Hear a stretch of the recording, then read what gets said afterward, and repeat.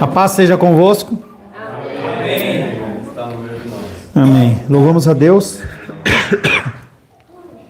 pelo nosso tempo de comunhão. Não é hora de conversar, Helena. Agora é hora de ficar sentadinha.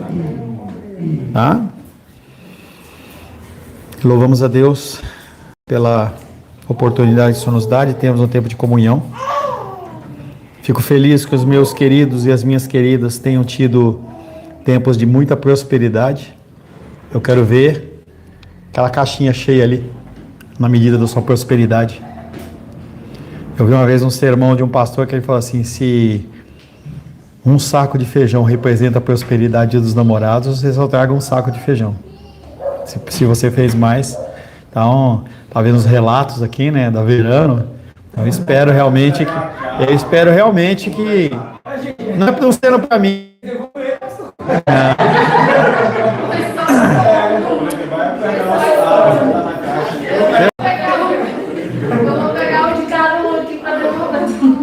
Não tem um pessoal lá do deserto que pediu cordoniz? Como é que é? O pessoal do deserto pediu alguns cordoniz, você mandou? Eu deixei, não comi pra dar assim, cara. Mas eles comeram, né? Eles comeram tanto que saiu até pelo nariz. Saiu pelo nariz, não deu pra fazer isso. Vamos lá. Mais uma vez, paz seja convosco. Amém. Louvamos a Deus pela graça dele sobre as nossas vidas. Estamos meditando sobre a certeza da salvação pelas Escrituras, falando sobre a falsa análise de nós mesmos diante da salvação, falando de alguns aspectos que são enganosos. O primeiro diz respeito à fé daquele que é verdadeiramente salvo, em que ele acha que ele tem mérito. O segundo aspecto diz respeito à disposição do coração daquele que verdadeiramente encontrou salvação em Jesus. O que é a disposição do coração? É a mudança. Então, coisas como... Eu sei que foi uma brincadeira, né? Da minha parte não foi, mas da resposta foram: diante da prosperidade que aparentemente Deus trouxe, o que você vai fazer com isso? Quero dinheiro para mim não, cara. Não estou pedindo dinheiro para comprar meu carro, para viagem, não precisa nada não, tá? Mas o que você vai fazer com esse recurso que você ganhou a mais? Vai só aumentar o teu estoque? Vai só provisionar melhor, entendeu? Vai sair para comemorar e tem, né? Essa é uma boa pergunta também. Maridos, dentro dessa prosperidade aí, vocês ainda vão sair? Vocês ainda vão sair com as esposas? Não, que elas estão cansadas. Marcos falando comigo, tô até agora esperando, mas Vigia, hein? Você mexeu no formigueiro aí, olha. Não, mas eu tenho que mexer. Porque se eu não mexo no formigueiro, o que acontece é que o formigueiro ele vai se estourar daqui a 1 mês, 2 meses, 3 meses. Então a gente tem que mexer no formigueiro mesmo. Vamos lá? O segundo aspecto diz respeito à disposição do coração daquele que verdadeiramente encontrou a salvação em Jesus. O amam com sinceridade. Por que a Luísa não subiu ainda? O que está acontecendo? Analisando essa disposição interior daquele que é verdadeiramente salvo, podemos dizer que uma pessoa regenerada tem recebido a operação interna do Espírito Santo, através da qual a inclinação ou disposição da alma tem sido alterada, ou deveria ser alterada. As coisas que você fazia, elas não podem ser mais regra na sua vida. Seu modo de agir, seu modo de pensar, ele tem que sofrer algum tipo de impacto através da pregação da palavra. Tem que. O coração regenerado possui um amor e um desejo por Cristo que não é encontrado no incrédulo. Então nós vemos uma grande diferença da manifestação do amor entre um ímpio e um não ímpio. A motivação nossa é a motivação não de querer algo em troca. E isso é um dos grandes defeitos dentro do casamento, seja secular, seja cristão. Senta direito, Júlia, por favor. A pessoa que acha que está casando para ser feliz ou para satisfazer os seus desejos e necessidades, ela vai quebrar a cara. Vai quebrar a cara. Por isso que a condição da mortificação e o entendimento do amor de Deus para aplicação nas nossas vidas e no nosso casamento, nossos relacionamentos, ele é tão importante. Infelizmente, com o sentimentalismo barato da nossa geração, amar passou a significar satisfação pessoal e não doação para outro, como ensina a Escritura Sagrada. Felicidade não tem a ver com eu receber. Melhor é dar do que receber. E nós só queremos receber. E aí tem a musiquinha do Danoninho. Como é que era a música do Danoninho? Lembra? Me dá, me dá, me dá. Me dá Danoninho. E tem até lá, não lembro que livro que tem aqui, que fala dá. As brigas, as bichas, entendeu? Os demônios. Infelizmente, com o sentimentalismo barato da nossa geração, amar passou a significar satisfação pessoal e não doação ao outro. Assim, amar a Jesus passou a ser entendido como cantar músicas melosas para Ele, em vez de compromisso com o seu reino e a sua vontade. E aí a gente vê, por exemplo, dentro da condição dos louvores que são cantados, as pessoas elas estão ali apenas para receber.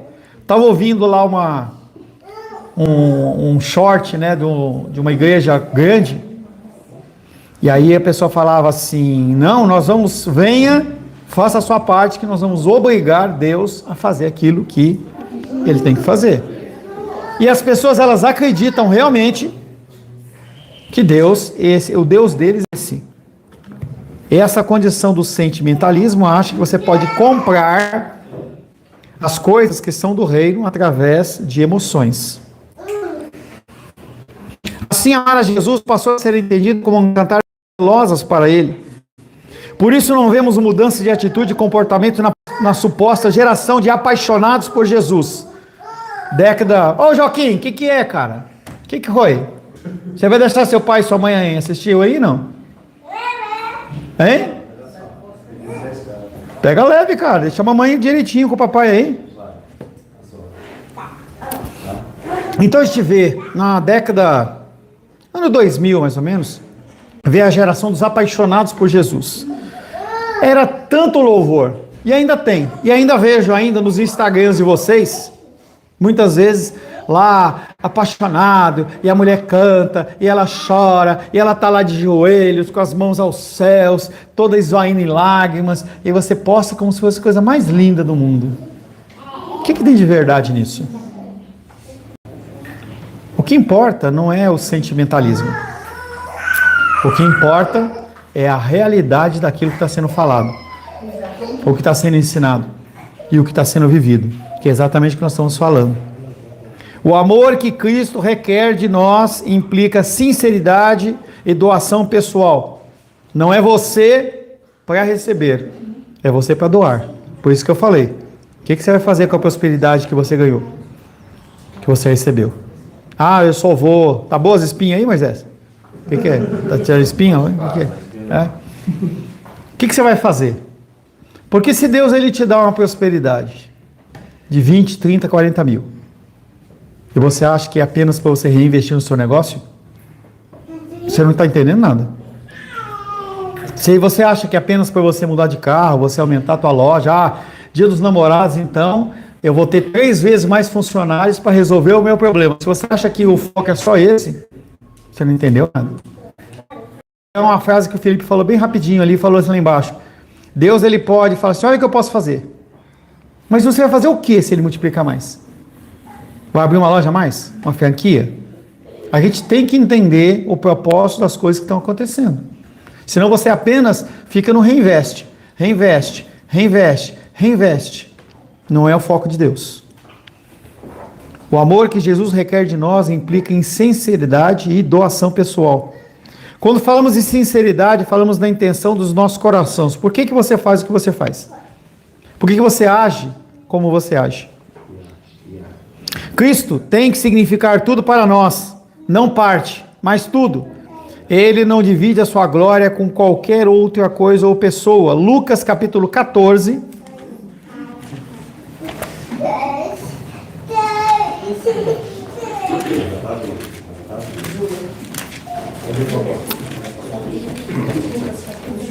Lucas 14, versos 25 a 33, 2 versículos cada um, por favor. 14, de 25 a 33. Grandes multidões o acompanhavam, e ele voltando-se lhes disse: se alguém vem a mim e não aborrece o seu pai, mãe, mulher, filhos, irmãos e irmãs, e ainda a sua própria vida, não pode ser meu discípulo. E qualquer que não tomar a sua cruz e vier após mim, não pode ser meu discípulo. Pois qual de vós, pretendendo construir uma torre, não se assenta primeiro para calcular a despesa e verificar se tem os meios para concluir? Manu. Ah, tá. Para não suceder que tenham lançado os alicerces e não a podendo acabar, todos os que virem zombem dele, dizendo: este homem começou a construir e não pôde acabar. Ou qual é o rei que, indo para combater o outro rei, não se assenta primeiro para calcular se com 10.000 homens poderá enfrentar o que vem contra ele com 20.000? Caso contrário, Isso é fome da palavra. É isso aí. 32.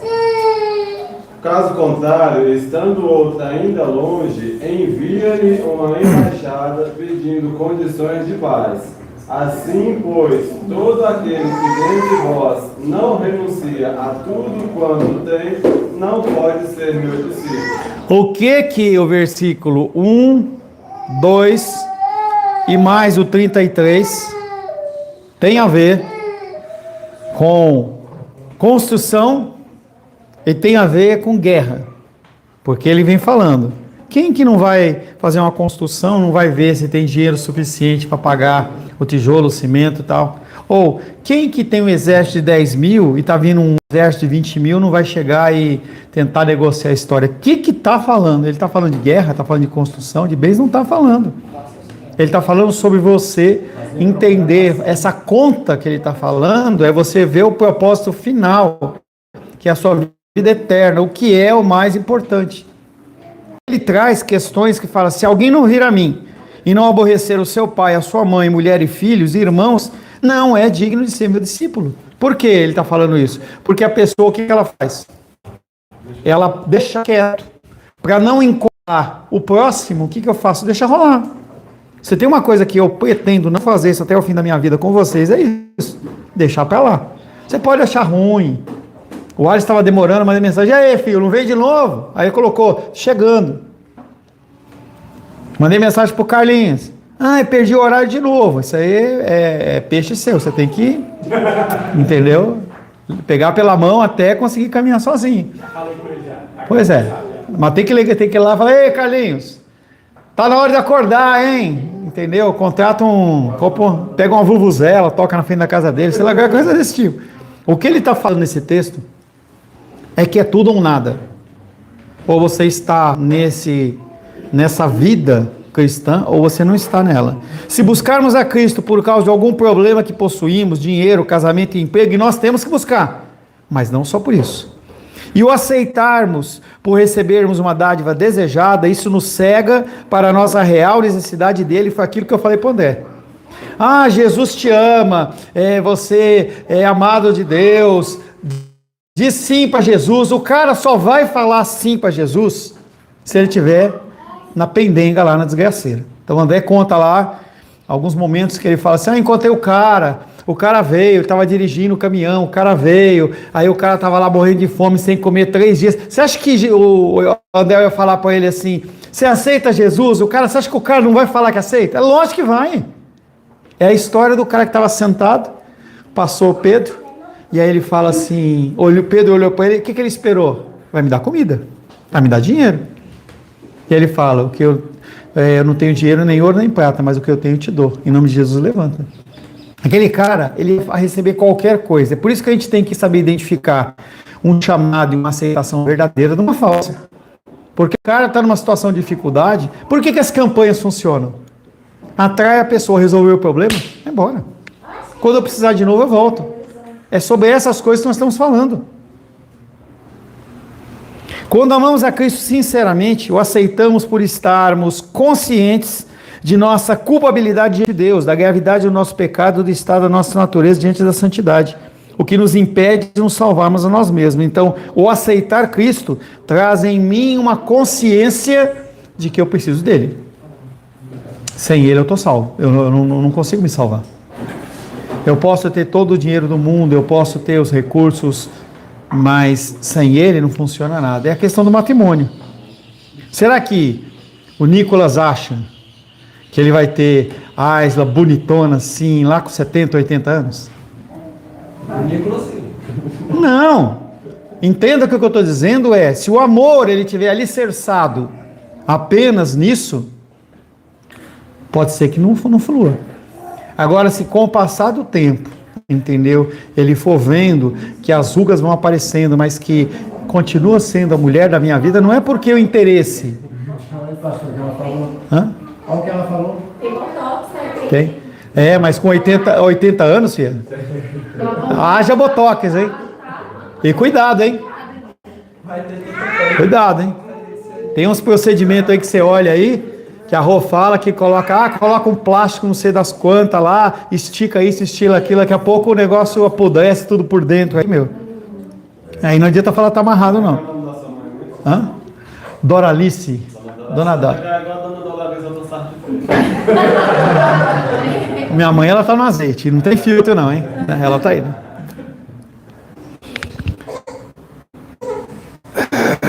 Se o aceitarmos, nós devemos o aceitarmos por estarmos conscientes da nossa culpabilidade diante de Deus. Assim corremos para Cristo como a dádiva de Deus Pai para a nossa salvação, e a Ele nos entregamos por inteiro. Ele então passa a ser o bem maior que possuímos, e não as dádivas passageiras que possamos receber dele. É algo que eu tenho construído junto com a Rô, e a gente, sinceramente, começa meu coração, ele começa a doer da possibilidade de algum momento ela não estar comigo. Entendeu? Não é a presença, a comunhão nossa está muito intensa, muito legal, e é algo que você constrói, não é algo que desce, não. E quem que está no centro disso? O Senhor. Então a gente já colocou em pauta que nós vamos, de segunda-feira, nós não vamos ver Netflix, pelo menos não muito, nós vamos ter um tempo de oração, nós vamos lá no nosso quarto. Então, Luísa, nós estamos segunda-feira, nós vamos começar a orar. Se a gente sumir da casa, a gente está lá orando. Porque a gente entende que a figura de Deus em nós, ela é importante. E aí, dentro de todo esse quadro que nós estamos falando, você tem que dar a importância necessária daquilo que realmente é importante. Um coração sincero deseja e ama o Redentor Jesus, e não as bênçãos apenas que Ele pode dar.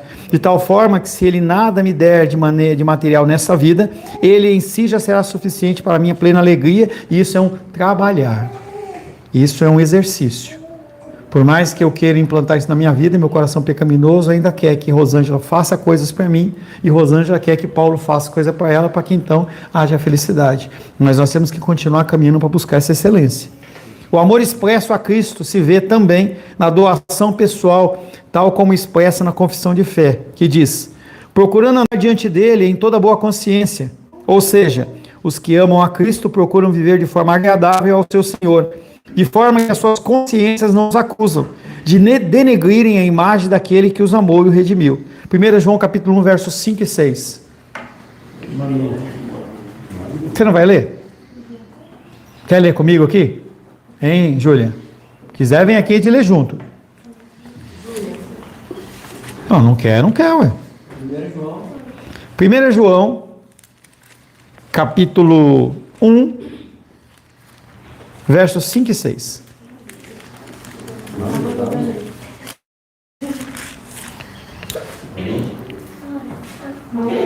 Ora, a mensagem que, da parte dele, anunciamos é esta: nenhum terra nenhuma.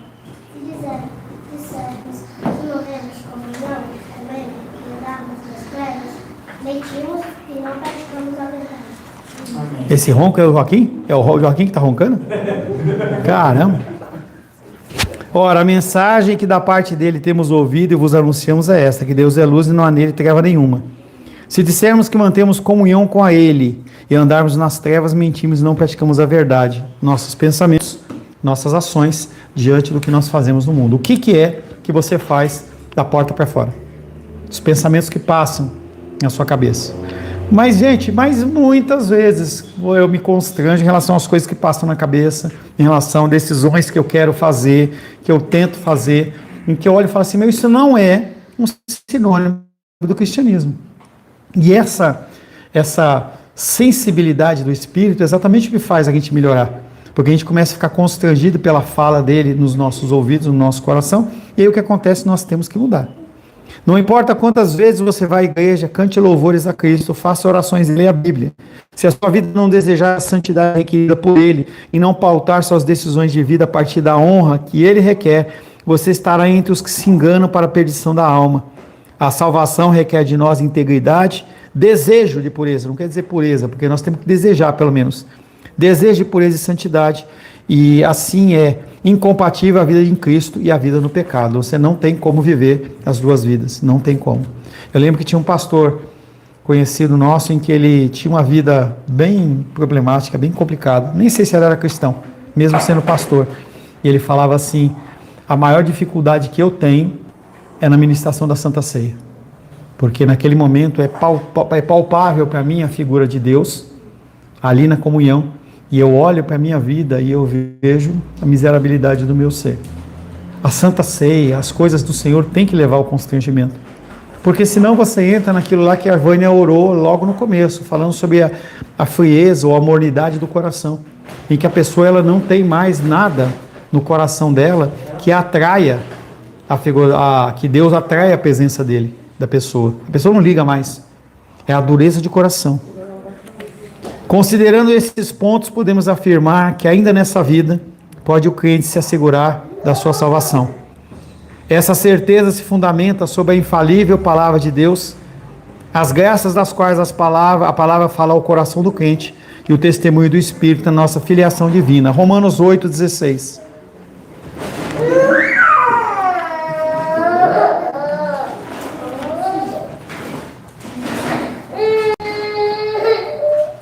Romanos 8,16.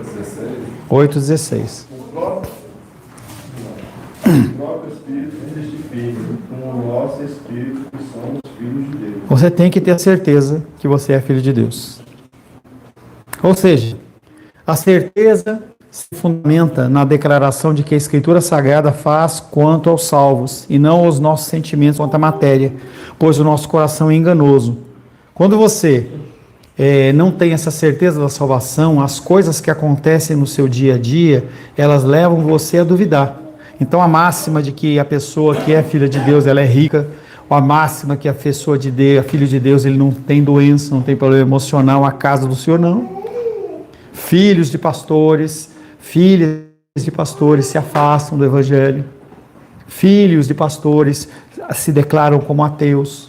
E a gente vê essas condições, como é que a pessoa ela viveu o tempo inteiro dentro da palavra, ouvindo a palavra, e mesmo assim ela decide. É o nosso arbítrio, não quer dizer que a pessoa ela vai ter problema com a salvação. Em algum momento Deus vai puxar, e isso é o problema.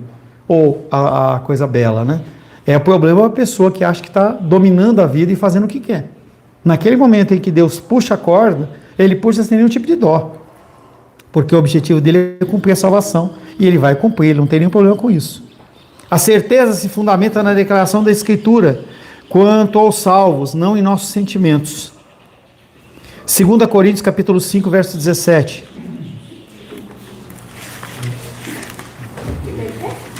Segunda Coríntios capítulo 5, verso 17. E assim, se alguém está em Cristo, a nova criatura, as coisas antigas já passaram, eis que fizeram novas. A palavra de Deus nos assegura que se estamos em Cristo, nós somos nova criatura.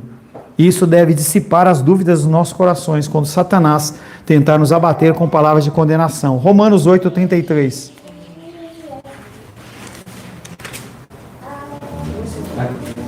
Aquele que não Não. 33. 33? É. Não é 8,33. 8:33. Você estava lendo 8:32. Quem tentará? Quem tentará acusação contra os eleitos de Deus?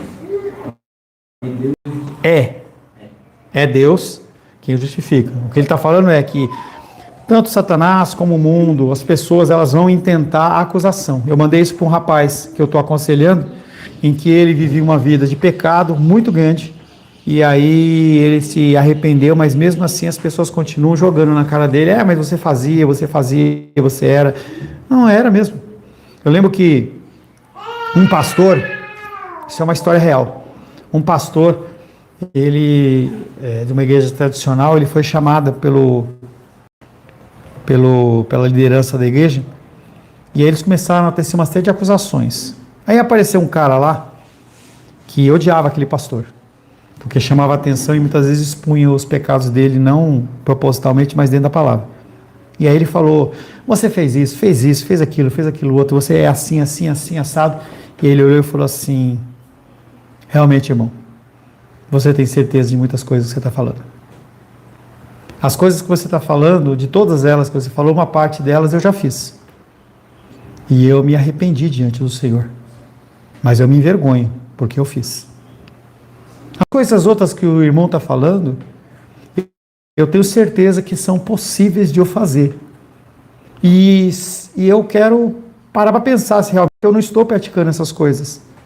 Mas a dúvida que vem no meu coração é, isso vem de Deus para que eu me arrependa, ou você é um emissário de Satanás, que você está sendo utilizado apenas para me acusar? E aí fica aquele silêncio no ar. Porque as pessoas, elas nos acusam. Ou nos acusam porque Deus realmente está trazendo essa condição para que a gente possa meditar e se arrepender e mudar. Ou então simplesmente é uma acusação como essa que nós estamos falando em Romanos 8:33, em que a pessoa ela é acusada simplesmente para tirar a certeza da salvação no coração dela. E aí ela vai começando a ficar cada vez mais murchinha dentro de luta. O Moisés, como o nosso especialista aqui junto com o Carlos, sabe que muito bem que se o cara ele está apanhando e ele vai indo para trás, o cara continua avançando até colocar ele no corner e vai continuar batendo. Se você não se levanta para defender aquela posição sua, você vai continuar apanhando. Então nós temos que nos levantar com a palavra e poder enfrentar as coisas que estão acontecendo. E se a acusação vier, será que eu tenho que mudar realmente? Que é aquilo que eu confessei com vocês. Rosângela me chamou a atenção. O meu coração se irou naquele momento. Expus dizendo que não estava nada de errado, que estava tudo certo. E aí eu me arrependi, me constrangi no coração, pedi perdão a ela. Realmente vou tentar não fazer mais o que ela estava me repreendendo.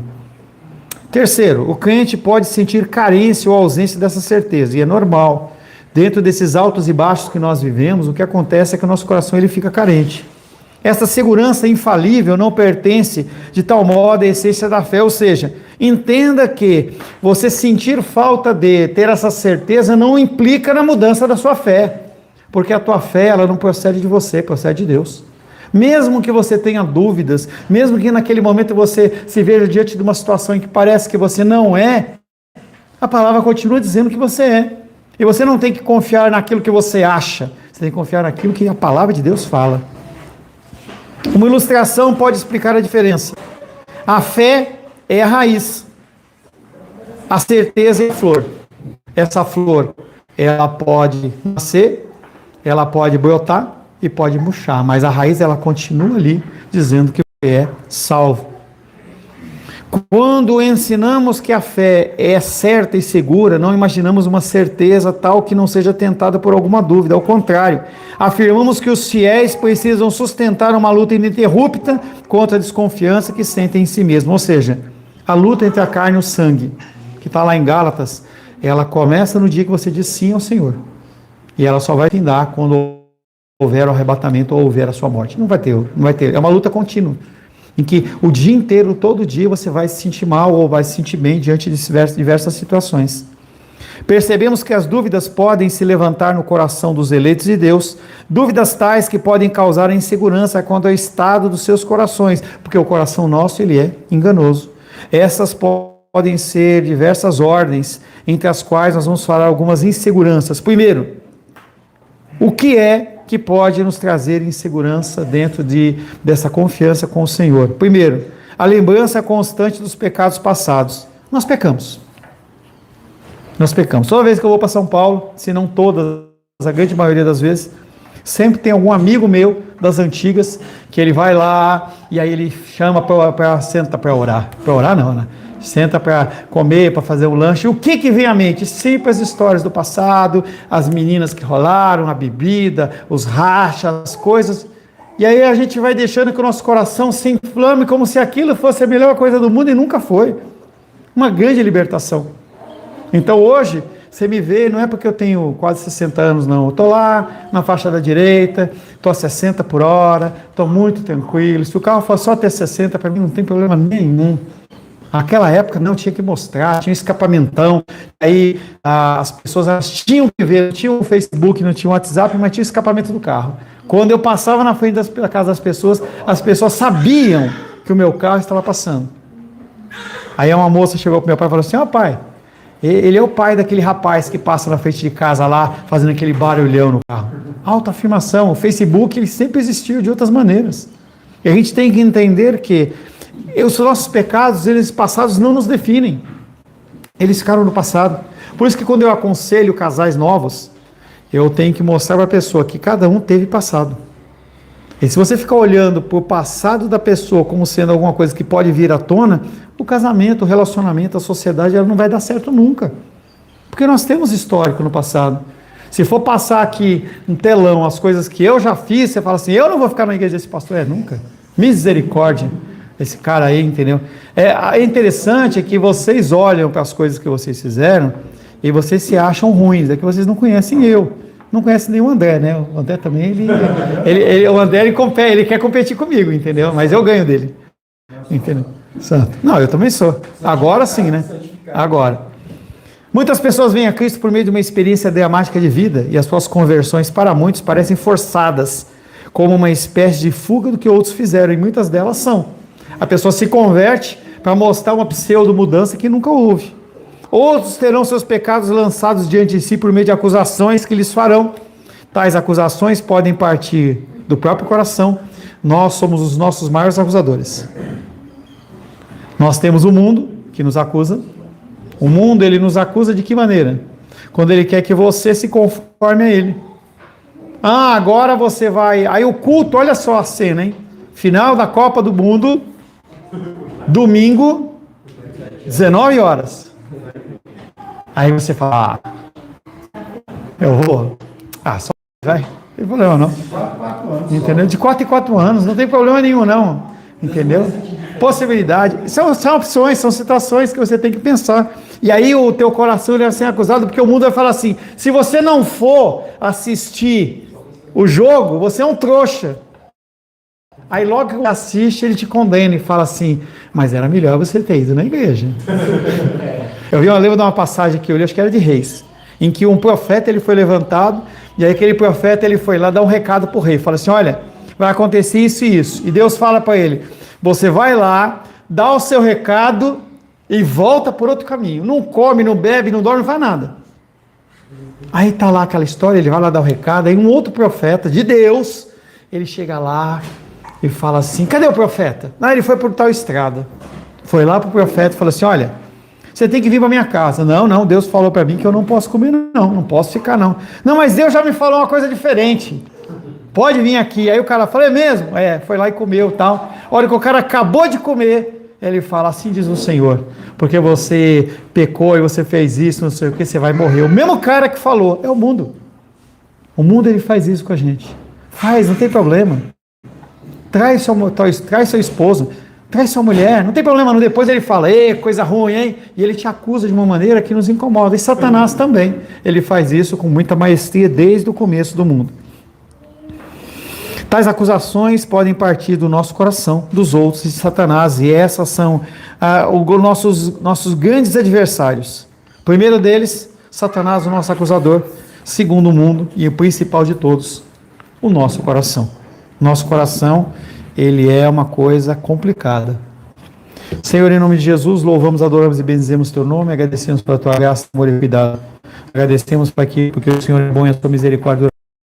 Pedimos que o Senhor continue, Pai, nos instruindo e nos dando cada vez mais a certeza da nossa salvação. Ora em nome de Jesus. Amém. Graças ao nosso bom, querido e amado Deus.